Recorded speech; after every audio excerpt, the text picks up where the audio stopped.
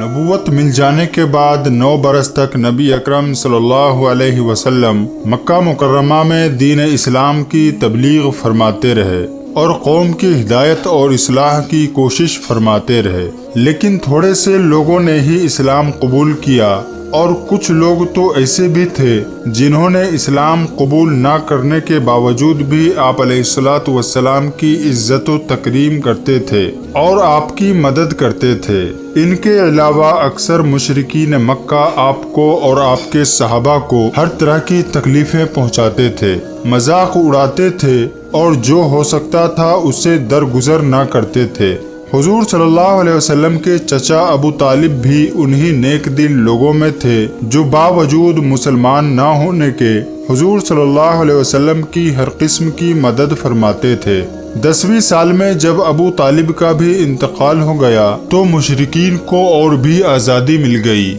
اور وہ کھلے مہار لوگوں کو اسلام سے روکنے لگے اور مسلمانوں سے اپنی نفرت اور دشمنی کا اظہار کرنے لگے۔ تب حضور اقدس صلی اللہ علیہ وسلم اس خیال سے تشریف لے گئے کہ وہاں قبیلہ ثقیف کی بڑی جماعت ہے، اگر وہ قبیلہ مسلمان ہو جائے تو مسلمانوں کو ان تکلیفوں سے نجات ملے اور دین کے پھیلنے پھولنے کی بنیاد پڑ جائے۔ وہاں پہنچ کر قبیلہ کے 3 سرداروں سے جو بڑے درجے کے سمجھے جاتے تھے گفتگو فرمائی اور اللہ کے دین کی طرف بلایا اور اللہ کے رسول یعنی اپنی مدد کی طرف متوجہ کیا، مگر ان لوگوں نے بجائے اس کے کہ دین کی بات کو قبول کرتے یا کم سے کم عرب کی مشہور مہمان نوازی کے لحاظ سے ایک نئے مہمان کی خاطر مدارات کرتے، صاف جواب دے دیا اور نہایت بے رخی اور بد اخلاقی سے پیش آئے۔ ان لوگوں نے یہ بھی گوارا نہ کیا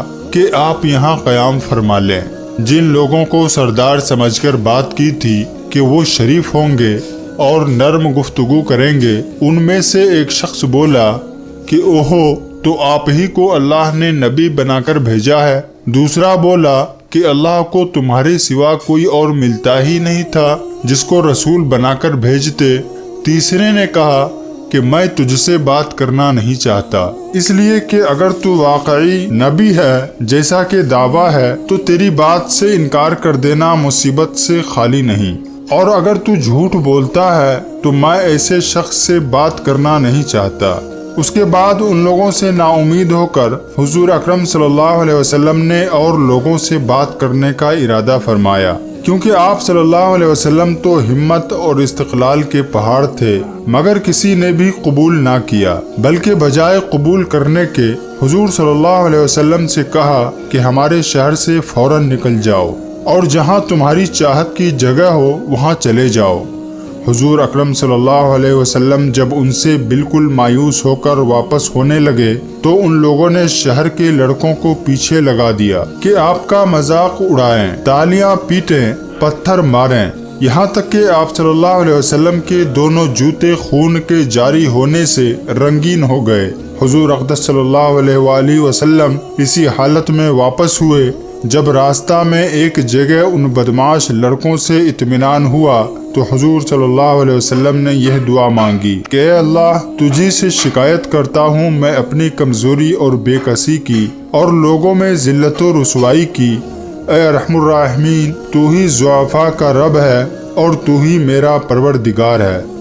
تو مجھے کس کے حوالے کرتا ہے؟ کسی اجنبی بیگانہ کے جو مجھے دیکھ کر غصہ کرتا ہے اور منہ بناتا ہے، یا کہ کسی دشمن کے جس کو تو نے مجھ پر قابو دے دیا۔ اے اللہ، اگر تو مجھ سے ناراض نہیں ہے تو مجھے کسی کی بھی پرواہ نہیں ہے، تیری حفاظت مجھے کافی ہے۔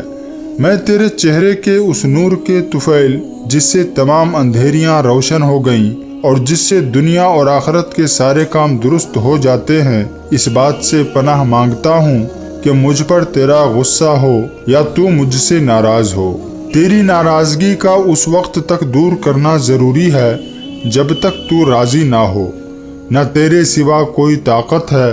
نہ کوئی قوت۔ اللہ رب العزت کی شان جباری کو اس پر جوش آنا ہی تھا کہ حضرت جبرائیل علیہ السلام نے آ کر سلام کیا اور عرض کیا کہ اللہ تعالیٰ نے آپ کی قوم کی وہ گفتگو جو آپ سے ہوئی سن لی اور ان کے جوابات سنے، اور ایک فرشتہ کو جس کے متعلق پہاڑوں کی خدمت ہے آپ کے پاس بھیجا ہے کہ آپ جو چاہیں اس کو حکم دیں۔ اس کے بعد اس فرشتے نے سلام عرض کیا اور عرض کیا کہ جو ارشاد ہو میں اس کی تعمیل کروں، اگر ارشاد ہو تو دونوں جانب کے پہاڑوں کو ملا دوں جس سے یہ سب درمیان میں کچل جائیں، یا اور جو سزا آپ تجویز فرمائیں۔ حضور صلی اللہ علیہ وسلم کی رحیم و کریم ذات نے جواب دیا کہ میں اللہ سے اس کی امید رکھتا ہوں کہ اگر یہ مسلمان نہیں ہوئے تو ان کی اولاد میں سے ایسے لوگ ضرور پیدا ہوں جو اللہ کی پرستش کریں اور اس کی عبادت کریں۔ پیارے دوستو، یہ ہیں اخلاق اس کریم ذات کے